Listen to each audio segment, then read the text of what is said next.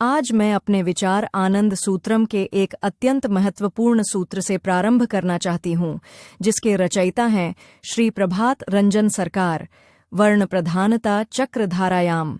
इसका अर्थ है, समाज में विभिन्न वर्णों या वर्गों की प्रधानता चक्र की तरह घूमती रहती है। इतिहास स्थिर नहीं है, वह निरंतर गतिशील है। आदिकाल में समाज असंगठित था, सब लोग श्रम करते थे, इसे शूद्र युग कहा गया।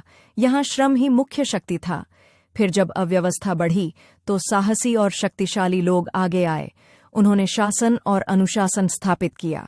यह क्षत्रिय युग था, शक्ति और संगठन का काल। इसके बाद बुद्धिजीवी वर्ग प्रभावशाली हुआ, ज्ञान, दर्शन, संस्कृति और नैतिकता का विकास हुआ। यह विप्र युग था, लेकिन जब बुद्धि स्वार्थ से जुड़ जाती है तो ज्ञान भी शोषण का साधन बन सकता है। फिर आया वैश्य युग, व्यापार और पूंजी की प्रधानता का समय। अर्थव्यवस्था समाज को नियंत्रित करने लगी, उत्पादन बढ़ा, परंतु जब लालच और संचय की प्रवृत्ति बढ़ी तो असमानता और शोषण भी बढ़ा।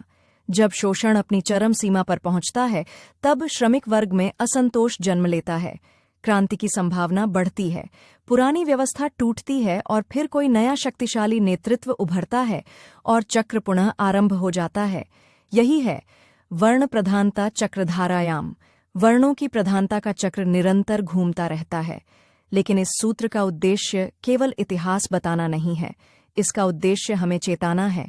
यदि समाज में संतुलन न हो, यदि कोई एक वर्ग अत्यधिक शक्तिशाली होकर दूसरों का शोषण करे, तो परिवर्तन अवश्यंभावी है। इसलिए आवश्यकता है संतुलित समाज व्यवस्था की, जहां शक्ति, बुद्धि, धन और श्रम चारों का समन्वय हो, जहां किसी एक का वर्चस्व न होकर सामंजस्य हो। आइए हम ऐसे समाज की परिकल्पना करें जहां यह चक्र संघर्ष का प्रतीक न बनकर समन्वय और प्रगति का आधार बने। धन्यवाद।